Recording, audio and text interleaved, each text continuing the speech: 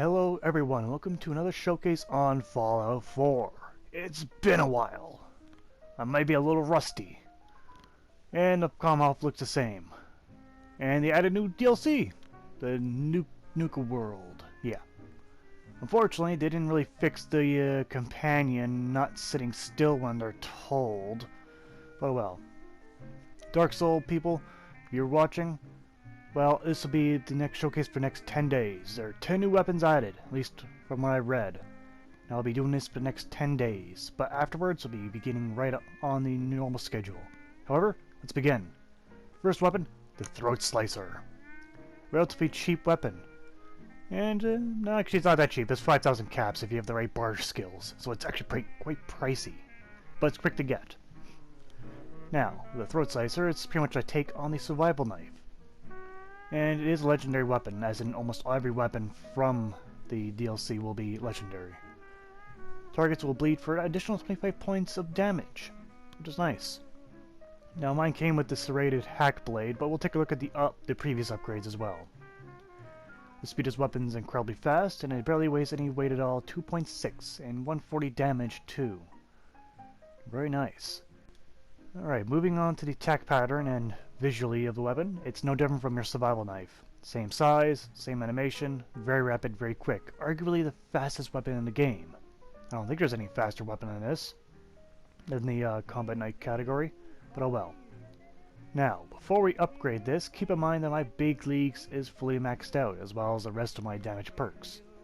So you'll see the full damage value of this weapon, regardless if I go in the previous upgrades or the future upgrades. Now, let's go on to the upgrade here, and we can see we got a couple upgrades. It was only one path, like most melee weapons. The hacking blade, you can see there, doesn't have the jagged edge on the back, and you have the knife's blade where it changes its look entirely. It's an entirely different knife. Let's go take a look at that. Now, what this is, it's a wrench knife. The essence of do-it-yourself. Now, funny thing about wrench knives, they make very poor knives. They're not carbon steel. Wrenches are made of mild steel. And luckily, the developers, Bethesda took a note on this, because you can see the edges are cracked. If you try to heat treat a wrench knife, this will happen to it. It'll form fractures along the edge of the edge of your blade, because it's crap steel. Neat anyway, but and you got the serrated hack blade, which is what the weapon came as how I bought it. And then you got the cutlass blade. Okay, we'll put that on, but however, it didn't really add damage. It just added weight by the looks of it, and value. Let's take a closer look at that. Now, I gotta like this. Throatslicer, this cutlass blade version, it took the original wrench knife, and they bolted it onto a bigger knife. Now, this is not how blacksmithing works. It's more along the line of hacksmithing. You put a knife on a knife to make it a bigger knife. That's how you win a knife fight. I love this. It's so ridiculous. But in hindsight, you could essentially do this. Or you could take that giant knife and make a handle for it, make a big sword. Alright, time to run the gauntlet. Not the Nukaworld gauntlet, my gauntlet. I had it first. It was first. Copyright, not really. Anyways, you can see that my knife seems to be extremely deadly. Despite touching the raiders, they die. Very rapidly. Very rapidly. But it can still be blocked. And if they do block it, the bleed damage is very rapid. There. Oh, I also noticed I just nicked my robot and he went off. Powerful knife. Quite powerful. Is up there with most of the sledgehammers. Go and wonder what else this DLC holds. Now, since the raiders were down like pussies, let's go against some, freaking, what are these guys called again? Synths? Yes. Synths, well, the Striders are middle-ranged enemies, and they went down very rapidly. Let's try some Super Mutants. So, the Super Mutant Enforcer, which is a bit of an early version, went down extremely quick. Up ahead is a more powerful version, the Warlord.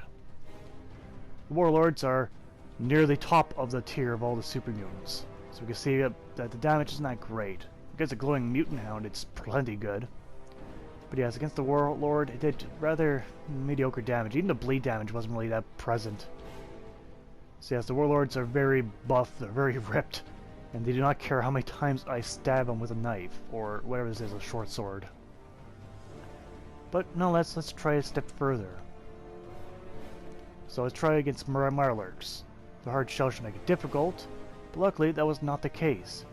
Repeatedly stabbing, even if they guard, the bleed damage does kick in, and it does pick up speed every time you stab them. So actually it was viable. Against a glowing Mirelurk, it was pretty good. Of course, we can't stop at Mirelurks, despite no matter how much they bleed, and how much they wreck my robot. Useless thing. But yes, let's take it another step further. Now, against a Deathclaw. I think this is a pretty dumb idea with a knife, but yeah, you saw that. Half damage right there. Yeah. Oh, which they fix stuff like this. So where's that Behemoth? Behemoth's hiding from me and my knife. There he is. Let's try against him next. So we saw just down to Deathclaw with no problem. Let's give him a few butt stabs, or not. A few stabs. I wish you could tell me its health. Let's take it back up and take a look. Half his health is gone. Holy, look at that. Take out chunks with a knife. Wow. This is more powerful than I gave it credit for in the beginning. Now, I was kind of in disbelief, so I went and found another Deathclaw, an Alpha Deathclaw. You can't get much stronger, and look, I'm taking chunks of its health that they stab. This is a DPS weapon. You're meant to get multiple stabs in. Look at that. Just getting wrecked. Wrecked. Okay, now for the dumb idea. The Mirelurk Queen. Normally, you wouldn't want to get close to these, being bathed in acid and all. But, it works. Surprisingly. The Mirelurk Queen doesn't really have any shell to defend herself with. Too big. But you can see, despite me being, staggered a lot, I do easily just cut down this queen to size very quickly. So this weapon is extremely powerful. Surprisingly so. Now, I hope everyone knows my layout, but let's go on some pros and cons of this weapon. Pros: it's incredibly rapid. It's incredibly powerful. The DPS is also through the roof, and has additional bleed damage added. Cons of this weapon: it's short. That is the only con.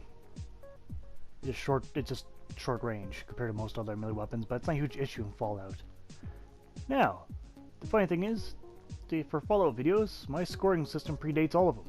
So some of these are ripped from both Dark Souls and the Warframe scoring. But most of it's relevant. Anyway, anyhow, the Throatslicer score goes as follows. Damage gets 9 out of 10. If you don't kill him by brute damage, the bleeding damage will surely do the job for you, or both. Excellent. I know reach is not a big thing in this game, but I'll put it down anyway. I need something to get to 50. But reach gets 3 out of 10. It's not a knife, it's no longer a knife when it's fully upgraded, but it's still far from, the sledgehammer range. Design, 8 out of 10. You can make this yourself if you wanted. It's pretty nifty too. Speed, 10 out of 10. It's the fastest melee weapon, to my knowledge. With no mods on it, that mind you. Misc though, a 4 out of 10. It looks ridiculous, with the way it's how it's wrenched together, and the final upgrade didn't really add damage. But in total, the Throatslicer gets 34 out of 50, which is pretty good. How does a lot of other mid weapons in the game. It's certainly powerful, which is nice. So in conclusion, you could wish you killed Cappy with this thing. Don't know who Cappy is and his other equivalent? You will soon. But yes, the knife is extremely powerful. More powerful than some guns even. That's really surprising. And clearly in this DLC they raised pretty much the damage level of weapons. What is that called? Power creep. They raised the power creep of the weapons. But hey, it's always not the worst thing in the world. Now I don't have any fancy end card for this, so as always, thank you for watching, and I'll see you guys next time. Take care out there.